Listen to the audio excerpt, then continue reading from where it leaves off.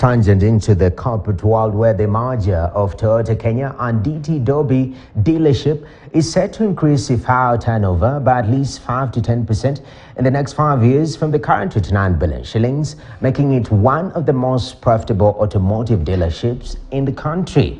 While announcing the merger, FIR Group CEO Avinda Real noted that the government should not increase the age limit for importation of vehicles, saying it will set the country back. Here's Jimmy Bogo with more. Good afternoon, Jimmy. Indeed, a very good afternoon to you too, Noah. Yes, as you rightly said, today we're talking about mobility solutions in the country.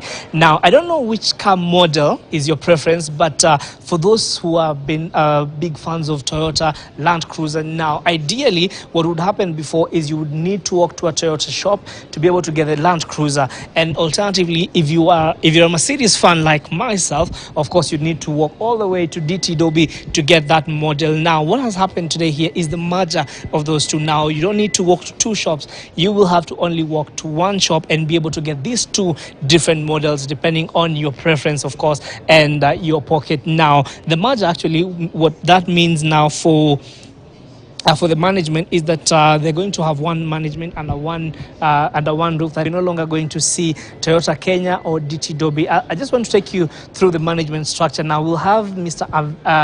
Avinda Real, who's going to be the group MD, and below him we'll have two deputy MDs. That is, one of them is Joshua Anya, who's going to be in charge of Yamaha division, and also the other deputy is going to be, let me just look for the name, that is Mr. Chris Ndala, who's going to be in charge of multi-brand and equipment division. Now, some of these models know that you will be seeing on the screen. Some of these models are actually locally assembled here in the country. Now, I want to join Mr.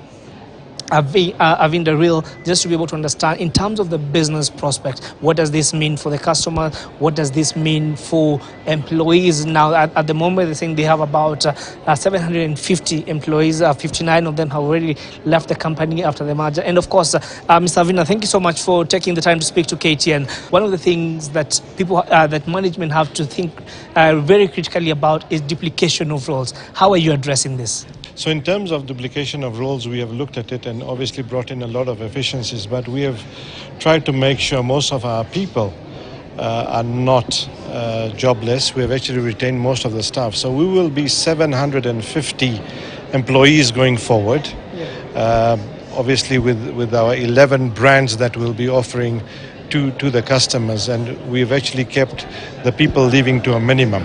In terms of the gap, we want to be a one-stop shop, offering from two-wheelers right up to the luxury brands, budget vehicles, including the higher trucks that we actually have on the market, providing finance solutions, partnering with the banks, that can provide finance solutions for all of these vehicles going forward. From where you sit in terms of bringing these two brands together, by what percentage or by what margin are you looking to grow your revenue? So currently, if we look at bringing all the brands together, we are a company consolidated having about 29 billion in terms of turnover. We are expanding on our local assembly, which will bring in more and more. You know, the revenue depends on what we will get supported in introducing new models in terms of the assembly of vehicles. We intend to grow at least over the next few years by at least 5 to 10% of our turnovers. What margins are you looking to grow your local assembly lines? Yes. So currently we are offering under the Toyota. We've got the Land Cruiser pickup. We've got the Hinos. We've got the Hiluxes and the highest range. We're actually going to be introducing a new model in the next few months. Yeah. I don't want to give away that because that will take away the cat out of the bag.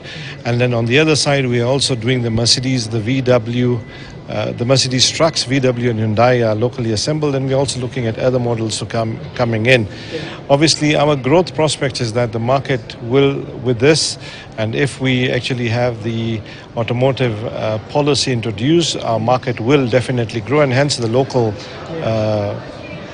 market will also grow. There are those who feel that that age limits should be extended from, let's say, 7 years to about 10 years. How do you feel about that?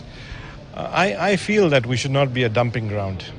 And really, if we really want to create jobs and make sure we can support our local industry growing, we need to do more and more local assembly in Kenya.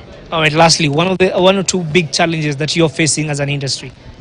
I think one of the biggest challenges is the availability of financing in terms of payments, which we're actually facing at this moment in time, and obviously the exchange rate impact on pricing of vehicles.